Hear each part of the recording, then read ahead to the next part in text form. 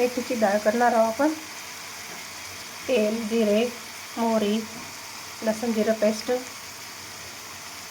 मेथी, चवीपुरतं मीठ, हळद, लाल तिखट सर्व टाकून घ्यायचं।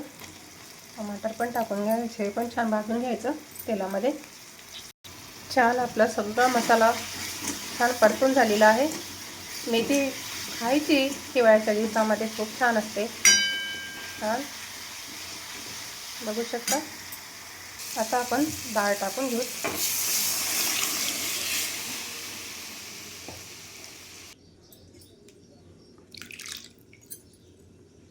अशा प्रकारे माझ्या घरी मी रोजच मेथीचं वरण बनवत असते।